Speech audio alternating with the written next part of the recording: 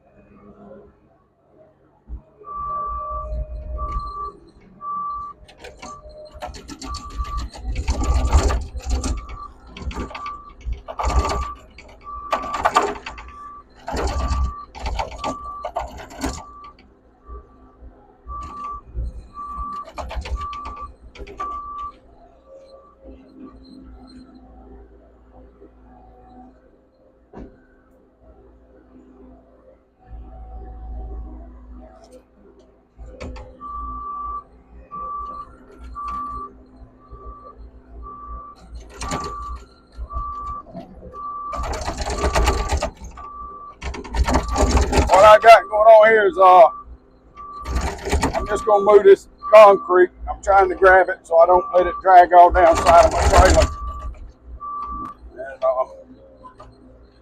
get up under it. Sometimes it's hard to get up under it when it's laying flat on the ground like that. If you got one side of it picked up on something, you can get up under it, but sometimes it's hard to get up under it. Sometimes you can open your bucket, just grab it from the side, but depending on how heavy it is, it could possibly slip out. So we'll try it this way. We don't want it to slip out and fall. I can't really get on it because I want to dig down in my trailer there. See if we can get it up just a little bit. Get it over here.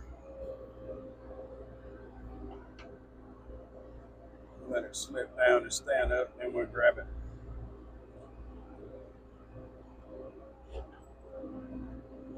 Once it slips down, you can kind of get behind it. Got a little bit more meat, you can grab it.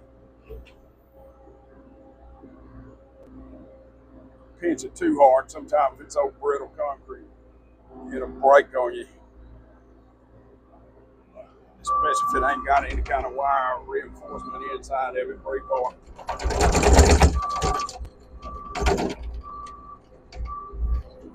We're just gonna lay these over here temporary. I may end up busting them up later on, but right now we're just gonna lay them here temporary.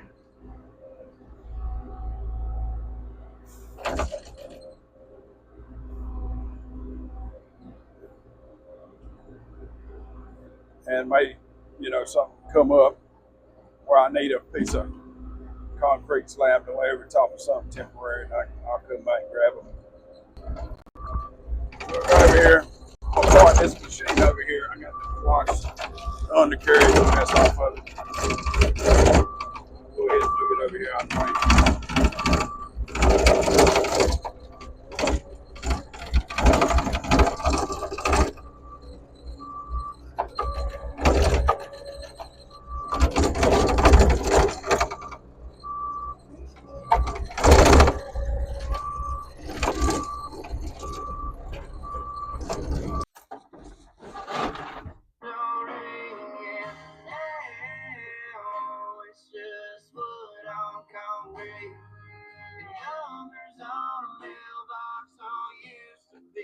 We just cranked this thing here up, and that's been cranked in a little while.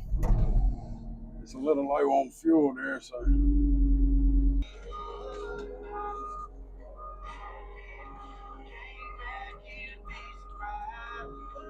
We got us a little slow leak on the tire here, so we're going to make.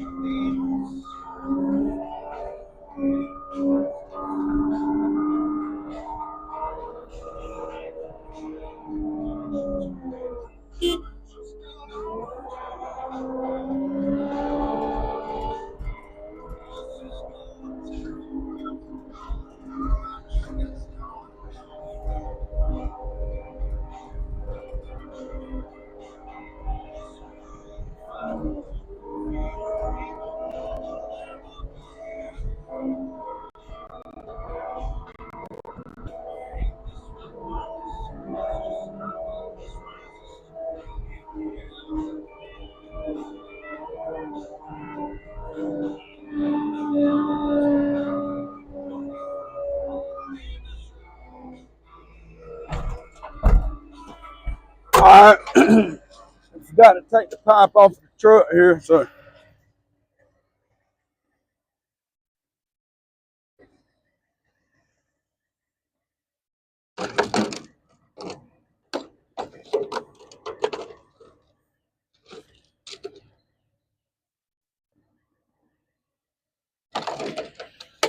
We'll just move that out of the way.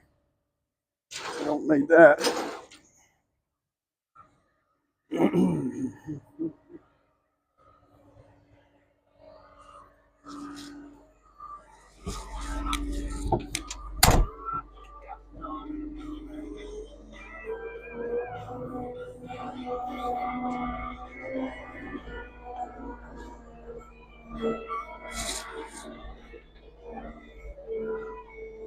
That looks about right.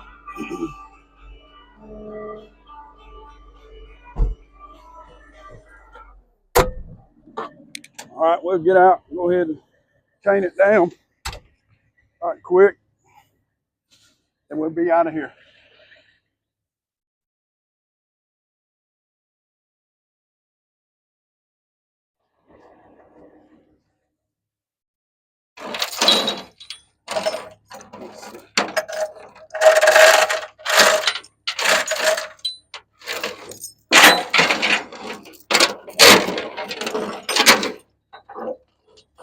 That's good. You ain't got to watch the chain. All right, so we're going to chain him down. We're going to run back over here where we was at the other day.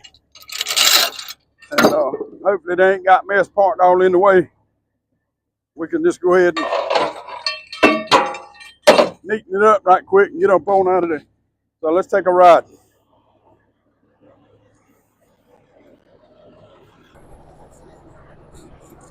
All right, so I'm looking in my rear view mirror back here on my trailer. I can see my rear chain on my little machine back here has got some slack in it. We hit a couple hard bumps back there a while ago. There's a couple hills leaving out from where we're from over here.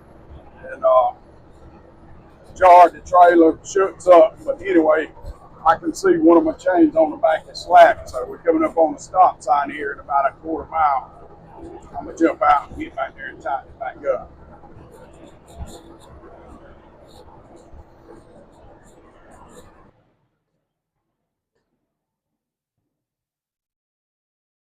Go back here at the back where I seen the chain loose.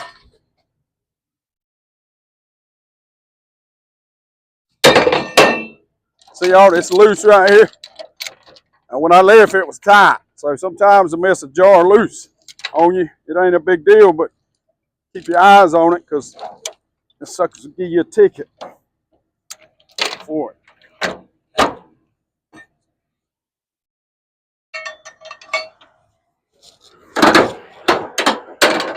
Even though we ain't going that far, I don't like that. Even though we ain't going that far, and the chances are us pulling over is probably slim, you still don't want your machine to come off the trailer for no reason. So let's roll. That's right. If you're gonna follow Mike Carter around with your camera, you're gonna have to turn it on and off several times. Cause I do a lot of stuff all day long. I go all day long. By the time I get up, almost until I go to sleep.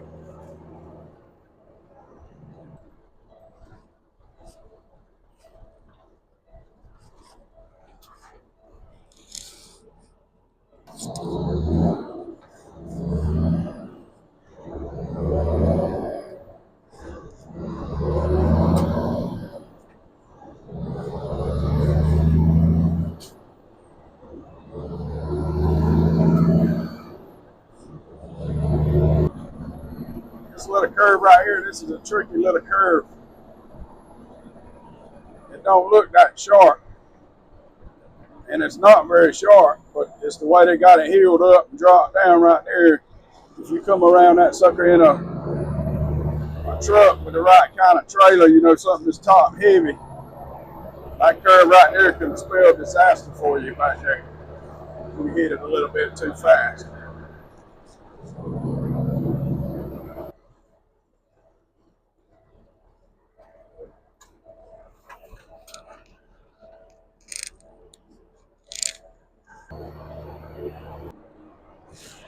All right, this little job up here that we're going to level out. We're getting ready to go by it. You can see the dirt healed up pretty good. I healed it up there so the rain could come and settle it down. So we're going to bypass it here for a minute. I got it right down here at the store. My little machine back there is a little low on diesel, so I didn't have enough in the tank on the back of my truck. And there's a store right down here about a mile from the job. I'm just going to wheel up there and we'll put a few dollars in it. We're going to get a little bit of this diesel here. This is a super expensive store over here. I don't like stopping here getting diesel. They're one of the most expensive stores there is in town, in a couple different towns, not just in town, but in several different towns. This is one of the most expensive stores to get in diesel. And they know they're expensive because they're right here off the side of Interstate 95 here. And there's not really, there's a couple more small stores here you can get diesel, but they're hard to get in and out if you got a trailer. I just bought some diesel this morning. It was $2.99 a gallon, and that's probably about 6 or 7 miles down the road down here. So this diesel down here is $3.79. So it's 80 cents, might well say 80 cents a gallon more versus 6, 7 miles down the road. That's why I don't know why these boys here with these big trucks. I mean, I know they're out trying to make a living and stuff like that. One over here parked beside of me with that flatbed. I don't know why he would come here and fill up 200-gallon tanks, and they could go 6 or 7 miles down the road and save a whole lot of money. So maybe they don't. Maybe they ain't using their bank card. Maybe they got somebody else's credit card using it.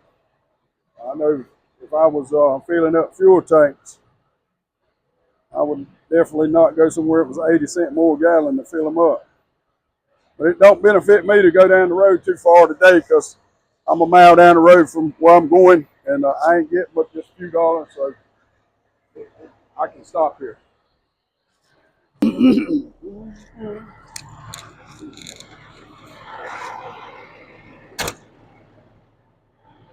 All right, so we made it back over here at the job. We were out here a couple of days ago, and we deleted a septic system, and we tied it into the sewer. So what I was doing when I was out here a couple of days ago is I knew it was going to rain that evening when we were over here. It was supposed to rain hard that afternoon and a little bit the next day. So what I did was just piled up the sand over the top of the pipe, and I wanted the water to kind of help settle it even more before I tried to, fine tune it, make it pretty.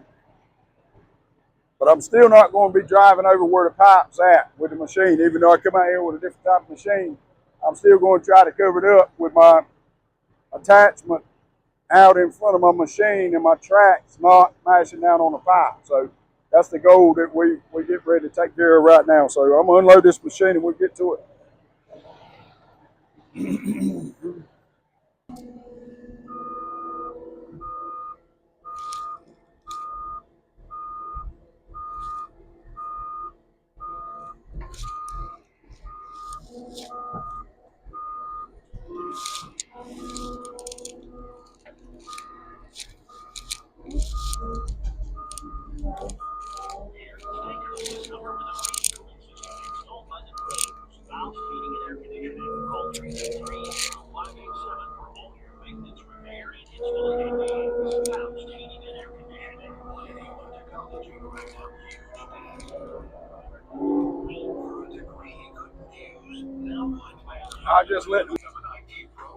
I'll just let the machine sit right here and warm up a few minutes before I start using it. And I'll let it sit right there and warm up about 5 minutes. Let's walk over here and look at it. So it come a hard rain over here, and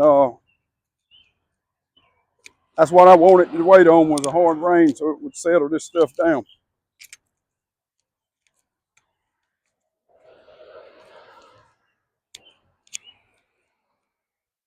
So even if I drive over the pipe now, you can tell just by looking at it, you can tell it got real wet.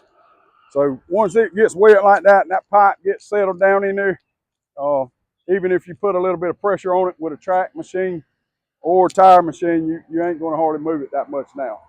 Pipes, is fairly deep up under the ground anyway. But even if it weren't fairly deep up under the ground and you got good sand all the way around it and all the way on top of it, once it rains on it, it soaks through it, it's pretty much set where it's going to be at. So I got a gas line running across there. I want to put a cone across it just so, when I get working on this thing, my mind's running in 10 different places. But I want to make sure that I don't reach up under the ground and grab that gas line and tear it up. And then I have to fix it if I tear it up. So I ain't trying to fix nothing else. We got a couple cones I'm gonna stick out there, and we'll have to. You can't cover it up like I like to because there's not a whole lot of space here to work with.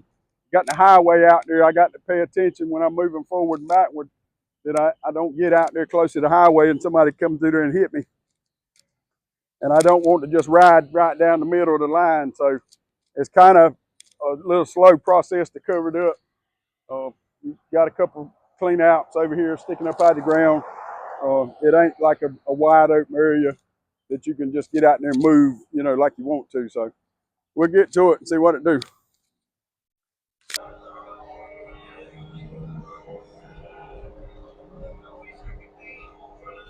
We'll get as much as we can with this little machine here, and then we'll come back with a rake and I'll fine tune it.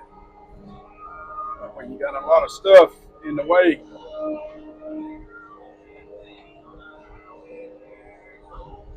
you can't necessarily just twist and turn any kind of way. See, I got a stop over there sticking up right to my left, the sewer clean out. I have to stay away from it, because if you break it, it's about 4 foot up under the dirt, and you're going to have to dig it all the way to the bottom to be able to get it up.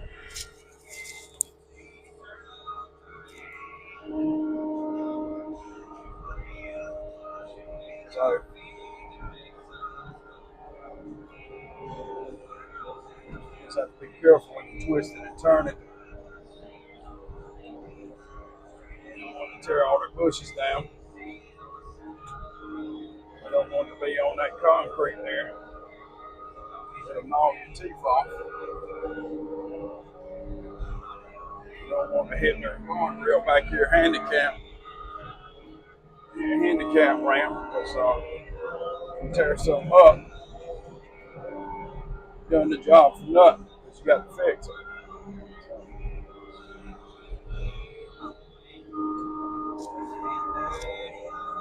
Everybody can't get around a lot of tight little stuff and do professional work. They're going to tear something up sooner or later. You ain't real attention to detail, you will get something. I did a job for a lady one time. Uh, she had a lot of stuff all in the yard, everywhere. I mean, this lady had stuff like Sanford and Son. Uh, and we took a bunch of sand over there and built up in her yard and around the back of her house. And we took a bunch of, somebody else had took the soil over there. We didn't take the soil over there. And this has been probably 12 years ago, 10 years ago. But it weren't really soil that you could even move around. It was bad soil. It had a lot of heavy clay in it, a lot of big balls. You couldn't hardly break them up. And she had a couple loads of sand out there too that we used around the back side of her house for a little driveway or whatever. Anyway, I did a whole lot of extra work. I had a boy over there with me. He had to steady move stuff out of the way, just all kind of stuff in the way. And I managed to do the whole job, and I got right there at the very end of the job, and I broke like some kind of little old figurine out of some kind of, I don't know what you call it, porcelain, whatever, junk that was in the yard. It was junk. And I broke one out of all that stuff she had. I ended up getting ready in time to get paid. So the lady didn't have all my money. And she was short like $300. She said, she didn't tell me that when I was doing the job. She waited till I got done. And she said, can I pay you, every month, so much every month when I get my check? And I had already done the job, I was done. So, I mean, unless you want to argue with them and cause a big scene, I mean, I was already committed. So I said, well, I reckon that'll be all right. And so it took her 3 months to pay me $300. So the last month, it come time to get paid. She comes, and I had to go meet her now when I get paid $100. I had to drive out of town. I mean, not out of town, but I had to drive to town. And I had to meet this lady to get my money. So it comes up the last payment she owed me was $100. I was gonna meet her somewhere in town. But subtract $20 for that piece she broke. The piece of figurine now that was out there, that there were 500 pieces out there all in the yard. She didn't bother trying to move nothing, and just mess everywhere. But she told me she was gonna have to deduct $20 for the little figurine I broke. So you can't work for certain people. Certain people's looking to get something for nothing, and they're just sitting around waiting on you to do some kind of damage so they don't have to pay you. And it's the same as, when you go to clean out a septic tank or whatever you're going to do, with whatever you're doing, if you back on these certain people's driveway, they're looking for an excuse not to pay you money. It don't matter, what the excuse is. They're looking for some kind of excuse that you cracked the concrete, and their concrete was already cracked to start with, and now they're looking for somebody to replace a whole driveway for nothing. I mean, you got those kind of people out there that they're just looking for something for nothing. So be careful when you're going up on people's houses and assuming, that you're there to try to help them, and the whole time, they're looking for a reason to get over on you and not be able to pay you. So I've run up on several of them, over the course of the years, and I can kind of, listen to people on the phone sometimes, and if they sound like those kind of people, I just want them to take the job from them. It don't matter, what the case is. I'll just tell them, I'm busy, I can't get to it, call somebody else. But you got all different kinds of people out here when you deal with public and stuff, so you got to keep that in mind. Everybody don't appreciate the help that you're trying to give them. They think that they deserve more, and the same with cleaning out some septic tanks. I've been to some, and tanks ain't been cleaned out in 30 years, and the owners will stand there, and it's already turned hard in there. The septic got a bunch of trash in there that ain't supposed to be in there, and they're paying them a minimum fee, and they'll stand there like you're supposed to get the tank as clean as the kitchen sink in there. So I don't particularly care too much about those kind of customers. And if you think for a minute that you're slick and you're trying to out slick somebody that's been in the business for a long time, I mean you're not going to out slick them because they already know your game before they ever come up there. So I give everybody the benefit of the doubt, to start with, but I've run into some characters over the years.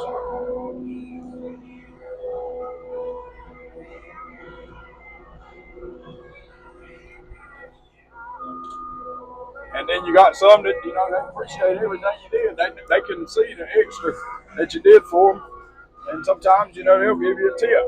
But you got some out there that's want you to do $300 worth of extra work, and they expect you owe it to them. So I come on any job I come on. I mean, that's why I'm there. I'm there to help. I'm not there to try to get over on anybody. I'm not there to make up stuff that you don't need. I'm here to tell you exactly what you got, exactly probably what caused it, or where it come from, how I can get it taken care of, and what it'll cost. And that's it. I'm fair. I'm gonna be fair, but at the same time, I'm not gonna pay for everybody's mistake, because most of the time I can only help one old lady out a month, just one. And by the time I get to a lot of people's houses, I've already helped that old lady out. I can't afford to help every old lady out. So I help one old lady out a month. That's it. I can't help 10. If I do that, I'll need somebody to help me out after a while.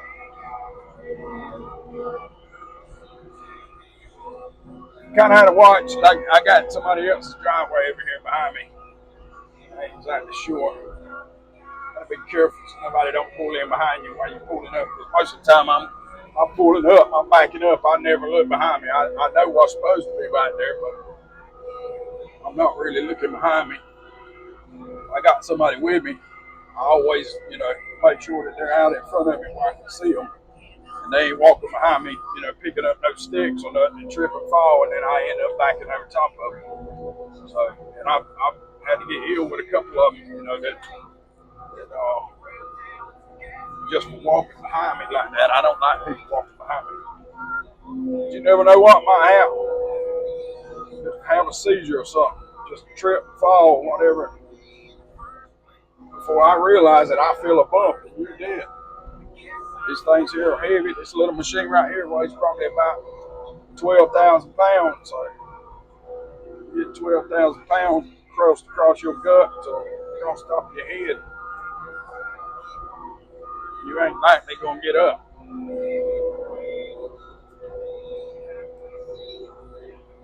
I got a bad leak over here from a hydraulic cup.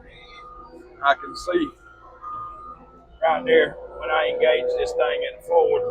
I mean, it's just pouring oil too. So I'm gonna try to finish this one up, and then we're gonna have to get that coupling off there because it's gonna make a mess. Not only make a mess, but that hydraulic oil is about $50 a bucket now. So there's something always going on when you got machines. You're moving around. I mean, there's always something breaking, tearing up. Just it can be working fine one minute, the next it's broke. So this is where that gas line's at over here. I'm gonna get as close as I can to it, but I don't want to. I don't want to end up having to replace a gas line. I'm trying to get this mess leveled out and get them on the way from here. That's why I was telling you the other day about the grass down there. This little machine here will tear that grass up if you kind of pre-break it up a little bit to start with. You don't want that big old 4-foot chunks, 4 or 5 inches of dirt on the roots of it. It'll still break it up, but you're going to have to play with it. So we've got a clean out right there. Trying to get as close to it as I can. The more I leave up there and do with a hand shovel, the more I got to labor. So I want to get as much of it down as I can with this machine. That'll save me on my labor as far as me working that shovel. So I don't care nothing about the shovel. I never have. But the older I get, the even less I care about the shovel.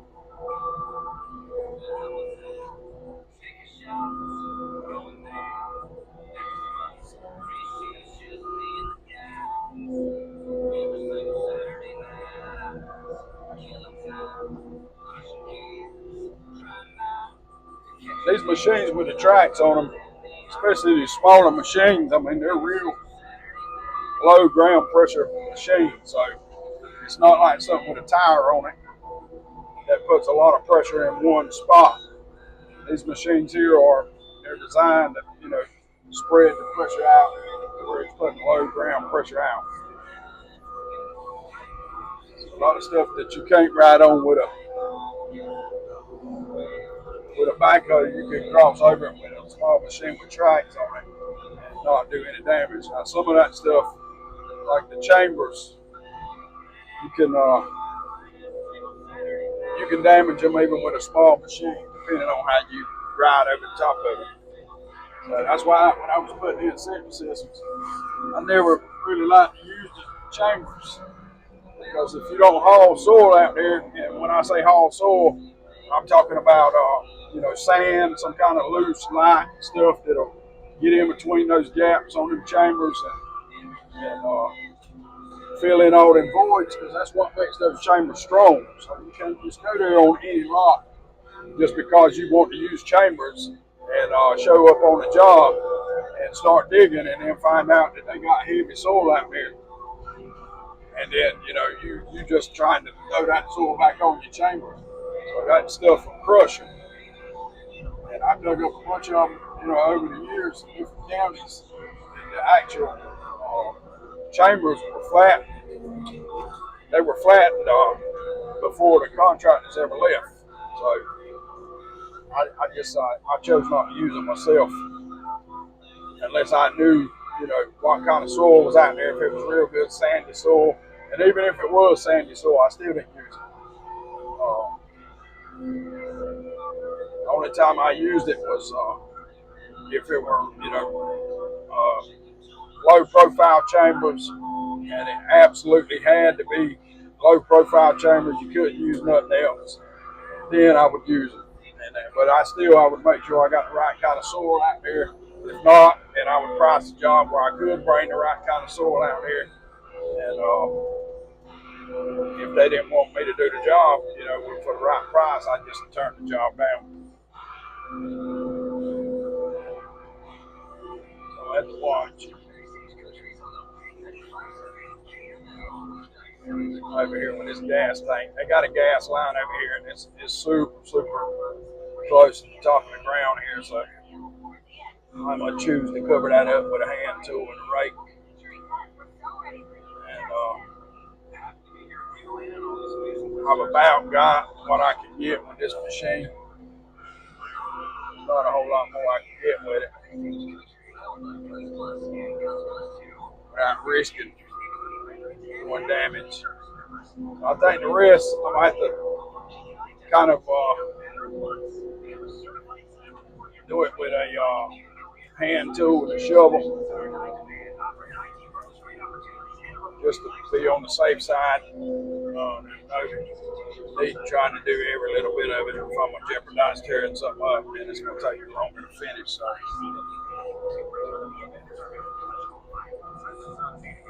we didn't settle that much over here where the tank was at. I was thinking, it might settle more when it rained, but it ended up not settling too awful much. So good on that deal.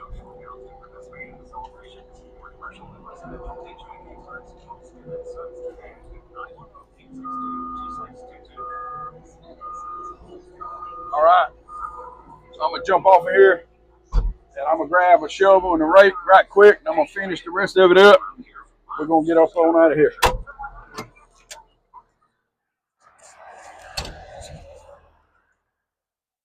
You got your shovel and your rake. Bring it here, and I'm gonna finish the rest of it with that shovel and that rake. That's about all I want to do. I don't want to get over there. I could come across that side though and pull that little bit down. That's what I'll do.